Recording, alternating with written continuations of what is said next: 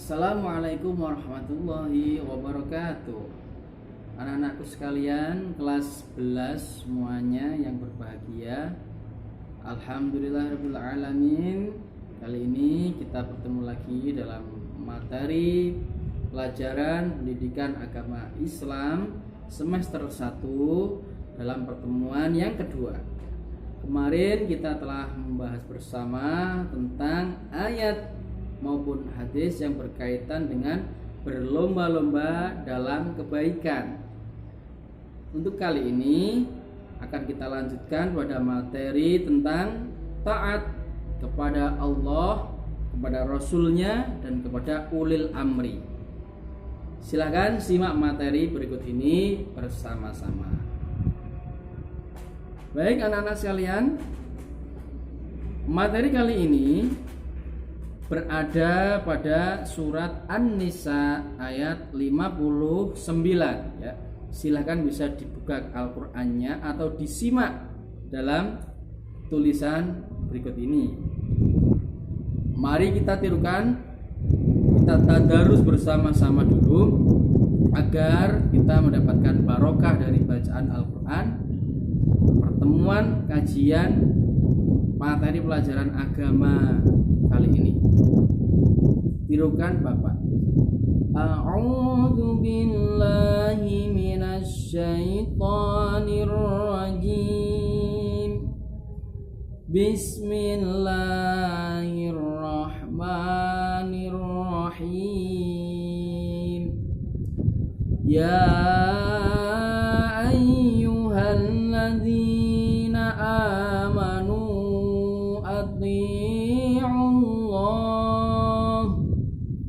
Ati'u Allah wa ati'ur Rasul wa ulil amri minkum.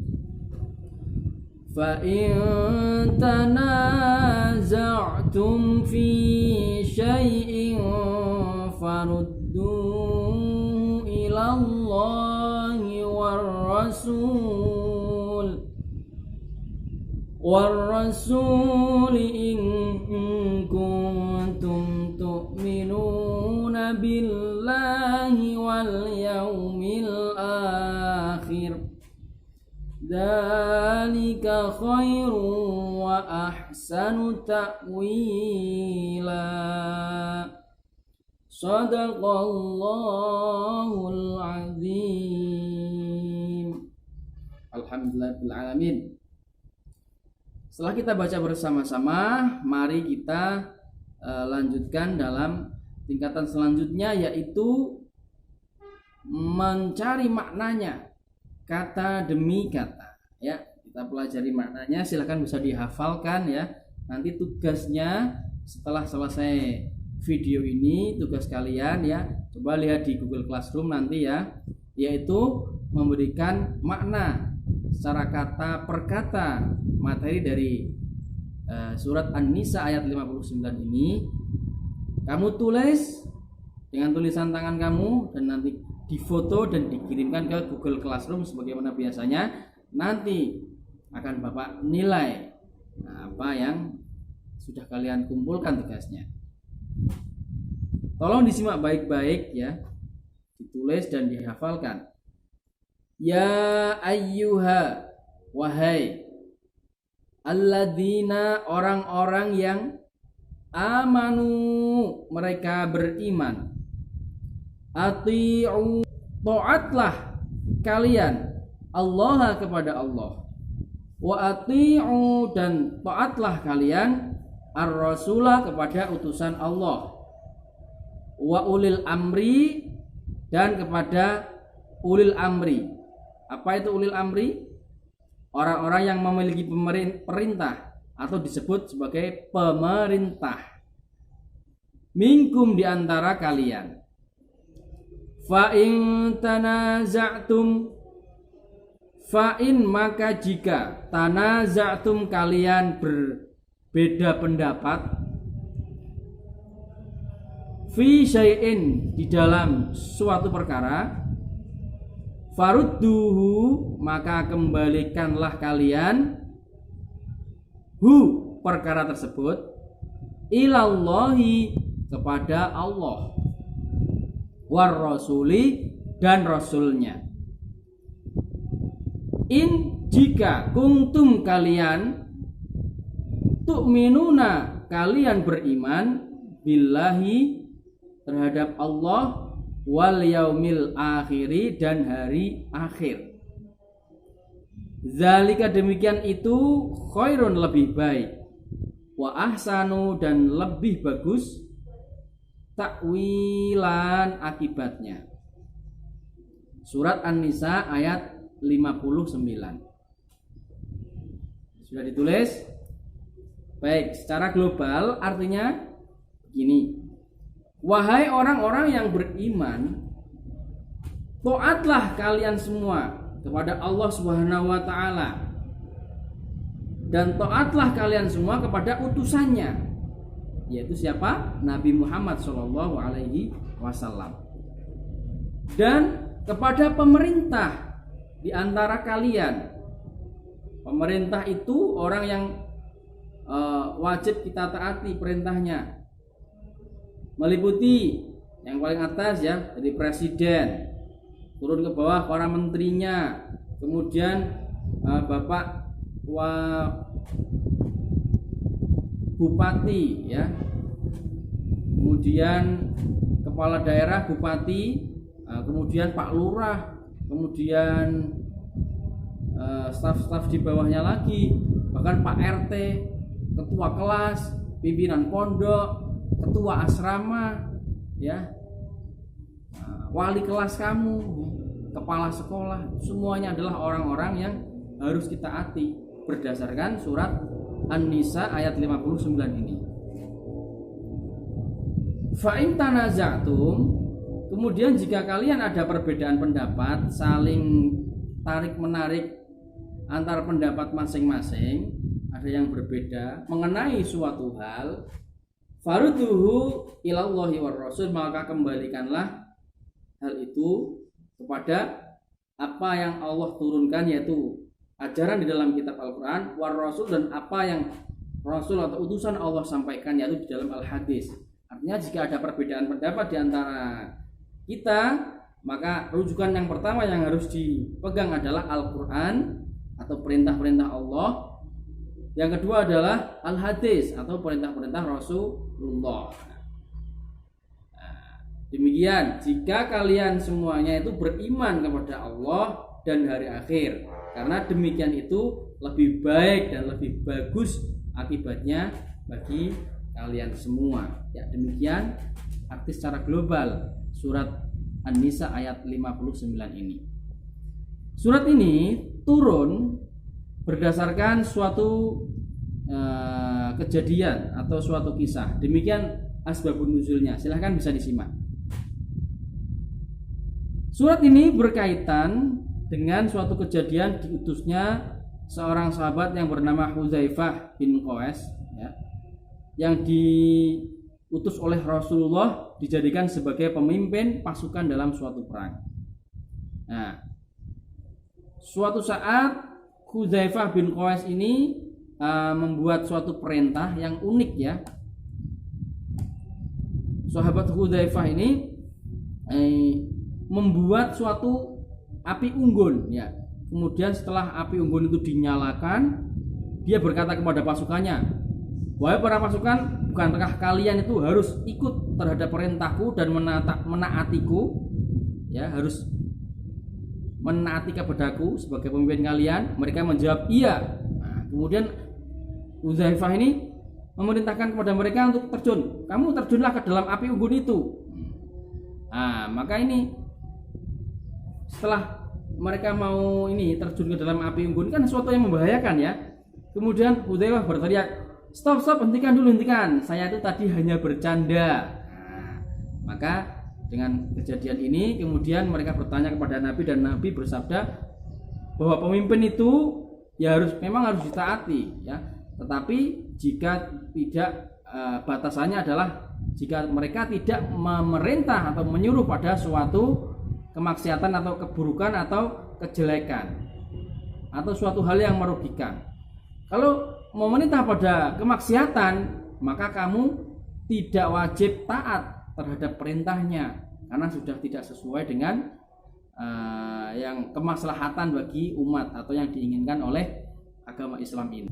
Demikian memang yang harus dilakukan ya, seorang pemimpin itu tidak boleh semena-mena memberikan aturan, membuat suatu keputusan yang tidak berdasarkan pada kemaslahatan umat. Harus dipertimbangkan. Seorang pemimpin itu harus cerdas, bisa mempertimbangkan kemaslahatan dan kemadharatan, ya, manfaat dan bahayanya terhadap anggotanya. Nah, kita sebagai anggota juga tidak serta-merta harus ikut semua yang dikatakannya, tetapi tetap kita timbang-timbang. Kalau memang itu perintahnya itu tidak menerjang dari perintah Allah, bukanlah suatu maksiat, maka kita wajib mengikutinya. Tetapi kalau ada larangan, ya, merupakan larangan dari Allah Subhanahu wa taala, maka kita tidak wajib mengikutinya, bahkan kita harus membantahnya, bahkan kita harus menolaknya, ya, seperti itu. Kemudian mari kita lihat, kita simpulkan isi kandungan dari surat An-Nisa ayat 59 tersebut. Yang pertama, bahwasanya setiap umat Islam wajib taat dan patuh kepada Allah. Yang kedua, wajib taat dan patuh kepada Rasulullah. Dan yang ketiga, wajib dan taat patuh kepada ulil amri. Siapakah ulil amri? Orang yang memegang pemerintahan, yaitu pemerintah, orang yang menjadi atasan kamu, ya. Selama perintahnya itu tidak memerintahkan untuk maksiat kepada Allah, ya, maka kita wajib menaatinya. Kalau memerintahkan maksiat, suatu hal yang dilarang oleh Allah, maka kita tidak boleh menaatinya, bahkan kita harus membantahnya, ya, mengingatkannya, ya. Kemudian apabila terjadi suatu perselisihan, perbedaan pendapat, ya, antar sesama orang-orang yang saling bermusyawarah atau berbeda pendapat masing-masing, maka apa yang akan kita pegang? Yaitu kita harus kembali kepada Allah dan kembali kepada Rasulnya. Kita lihat Al-Quran dan kita lihat hadisnya, kita kembalikan kepada Allah dan Rasulnya. Hadis tentang taat kepada Rasul, kepada Allah, kepada Rasulnya, dan kepada ulil amri, serta taat kepada aturan-aturan yang sudah diberikan kepada oleh atasan. Ada hadisnya, An Ali radhiyallahu anhu, diriwayatkan dari sahabat Ali radhiyallahu an, bahwasanya Nabi Muhammad sallallahu alaihi wasallam bersabda, "Qala la ta'ata fi maksiatin, innamat ta'atu fil ma'ruf." Ada pula dalam hadis yang lain, la ta'ata li makhluqin fi maksiatil khaliqi. Tidak ada ketaatan pun, ya, terhadap makhluk, terhadap sesama ini, ya, fi maksiatil khaliqi, dalam bermaksiat kepada al-khaliq, zat yang maha menciptakan, yaitu Allah Subhanahu wa taala. Jadi kita tidak boleh taat kepada siapapun yang memerintahkan kita kalau memerintahkan suatu kemaksiatan. Kamu misalnya diperintah oleh atasan kamu untuk mencuri, jangan lakukan. Itu adalah larangan Allah, jangan dicuri. Perintah hanya berlaku pada suatu ketaatan, pada suatu kebaikan. Innamat ta'atu, hanya saja sesungguhnya suatu ketaatan dapat berlaku fil ma'rufi, dalam kebaikan. Jadi perintah itu hanyalah berlaku pada kebaikan saja. Hadis riwayat Al-Bukhari, hadis yang telah diriwayatkan oleh Imam Bukhari. Baik, itu sudah jelas sekali hadisnya, ya. Ya. Maka mari kita menjadi orang yang taat pada aturan. Berbagai macam aturan yang ada, ya, selama kita hidup ini. Baik kita di rumah, di sekolah, di lingkungan masyarakat, di pondok pun ada aturannya masing-masing, ya. Misalnya kalau di rumah, ya walaupun tidak tertulis, ya, orang tua kalian itu tidak membuat peraturan ditempel di dalam rumah nomor 1, nomor 2, nomor 3, tetapi dalam menjalani hidup selama tiap hari itu orang tua pasti punya komitmen tersendiri terhadap anaknya. Di antaranya misalnya kamu harus bangun pagi-pagi, ya kan? Nah, bangun pagi-pagi, sholat tetap dijaga. Nah, itu taat kepada aturan di rumah dan juga kepada Allah Subhanahu Wa Taala. Kalau kamu mau pergi kemana-mana, pergi ke sekolah, itu kamu minta doa, minimal berpamitan kepada orang tuamu, ya kan? Kemudian pulang sekolahnya juga tepat waktu. Kalau mau molor, misalnya mau ada urusan yang lain kemana, izin kepada orang tua, bilang, ya. Yang penting komunikasi. Kemudian ketika di rumah kamu membantu pekerjaan orang tua, meringankan beban mereka, ya. Kemudian kamu melakukan sholat berjamaah bersama orang tua. Ya, ini bagus juga ini. Kemudian kamu setiap malam belajar. Ini juga termasuk namanya aturan-aturan di rumah. Kamu di sekolah juga punya peraturan sendiri. Banyak ya. Kamu harus menaati peraturan sekolah. Nah, ini. Ditaati peraturan sekolah berbagai macam itu ya, sudah tertulis dalam tempelan visi misi dan peraturan sekolah ya. Bahkan di kelas-kelas itu ada aturannya. Kemudian kita tidak melanggar tata tertib selama di sekolah. Kemudian kita mengerjakan tugas-tugas yang telah diberikan oleh guru. Kerjakan. Jangan menjadi murid yang ala-ora ya, murid yang jahat ya. Tidak pernah membuka Google Classroom sama sekali. Tidak pernah mengerjakan tugasnya. Jangan. Mas, walaupun nilai kamu bagus pun nggak mungkin ya, pasti jelek karena nggak pernah mengerjakan tugas ya. Guru-guru pasti tahu siapa yang mengumpulkan dan yang tidak mengumpulkan karena ada presensinya ya, ada daftar namanya di situ. Kemudian di sekolah kamu juga harus menghormati guru ya, bergaul dengan teman yang baik, saling menyayangi sesama warga sekolah. Kemudian di masyarakat kamu juga harus menaati aturan-aturan yang ada di masyarakat, tidak sakarepe dhewe ya. Taati peraturan di masyarakat kamu. Apa yang menjadi peraturan oleh kepala desa, oleh Pak RT, oleh tetua-tetua di kampung kamu, kamu taati. Kamu jaga sopan santun terhadap sesama masyarakat ya. Kalau ketemu orang yang tua, hormati yang lebih tua. Kemudian ketemu dengan anak-anak yang masih di bawah kamu, sayangi mereka ya, sayangi yang lebih muda. Kemudian jika suatu hari masyarakat kamu mengadakan suatu kegiatan, mungkin itu gotong royong, mungkin itu ronda, mungkin itu pengajian, mungkin itu selapan dan lain sebagainya, apapun ya, yang sifat kegiatan masyarakat, kamu ikuti ya. Jangan hidup menyendiri ya, kamu hidup bersama masyarakat. Kemudian saling menjaga kebersihan, menjaga keamanan dan kenyamanan lingkungan ya. Misalnya tidak membakar sampah sembarangan, tidak membuang sampah sembarangan. Ya, tidak memarkirkan kendaraan di jalan umum mengganggu ketertiban bersama dan lain sebagainya. Itu salah satu contoh-contohnya saja.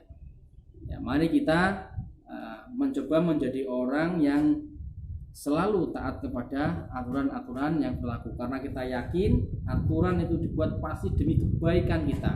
Aturan dibuat itu pasti untuk menjaga diri kita supaya tidak terjadi hal-hal yang negatif, tidak terjadi hal-hal yang tidak diinginkan.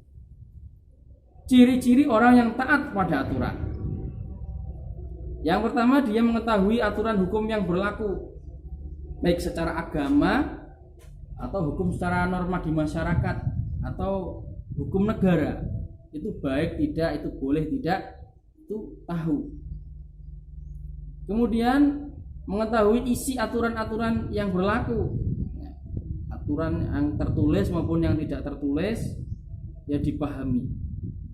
Kemudian bersikap positif terhadap aturan yang berlaku, bukan meremehkan. Halah apa ini peraturan seperti ini, bahkan malah membuat kata-kata peraturan dibuat untuk dilanggar. Nah, itu sangat salah sekali ya. Peraturan bukan menjerat kamu tapi menyelamatkan kamu. Kemudian mari kita berperilaku dalam kehidupan sehari-hari sesuai dengan peraturan yang berlaku. Hikmahnya kalau kita menjadi orang yang taat pada aturan, banyak yang akan kita dapatkan. Di antaranya hidup kita menjadi tenang, hidup tidak merasa seperti dikejar-kejar oleh dosa karena kita melanggar peraturan, karena merasa tidak enak sendiri dalam hati, yang merasa berdosa melakukan suatu pelanggaran. Ya memang ya berdosa, akhirnya nggak enak, nggak nyaman hidupnya, ya kan? Ya, hidupnya jadi tidak enak. Kalau orang yang taat pada aturan, insya Allah tenang hidupnya juga akan selamat, karena aturan itu pasti akan menyelamatkan. Nyaman, ya, tentram. Semua orang hidup sesuai dengan aturan, maka kedamaian akan tercipta, ya. Rasanya tentram dalam hati, ya. Tidak ada kejelekan-kejelekan, permusuhan dan lain sebagainya. Semuanya membawa kebaikan bagi hidup manusia. Kemudian hikmahnya yang lain, yang terakhir, yaitu kita akan mewujudkan cita-cita kita menjadi hidup bahagia, ya. Kita bisa bahagia di dunia dan juga bahagia di akhirat kelak, karena kita sudah patuh terhadap Allah, terhadap Rasulnya, dan terhadap aturan-aturan yang berlaku yang dibuat oleh atasan-atasan kita atau pemerintah. Alhamdulillah. Oke, demikian dulu dari Bapak materinya. Semoga bermanfaat. Mari kita amalkan semuanya sebisa mungkin. Kita berusaha menjadi orang yang baik, menjadi orang yang taat aturan, menjadi orang yang taat kepada Allah. Ketika datang waktu sholat, kita ikut segera menuju ke Baitullah untuk menghadap kepada Allah. Ketika ada kesunahan yang diperintahkan oleh Rasulullah, kita bersemangat, kita punya gairah untuk menjalankan sunnah-sunnahnya Nabi Muhammad SAW. Kita menghindari larangan-larangan Allah, larangan-larangan dari Rasulullah, hal-hal makruh, hal-hal yang tidak baik, hal-hal yang bisa menjadikan kita ada kebencian terhadap sesama saudara, hal-hal yang menjadikan kita menjadi jelek di mata saudara, iri, dengki, sombong dan lain sebagainya. Semuanya kita hindari. Insya Allah hidup kita akan menjadi hidup yang berbahagia di dunia dan akhirat. Demikian dari Bapak, semoga bermanfaat. Assalamualaikum warahmatullahi wabarakatuh.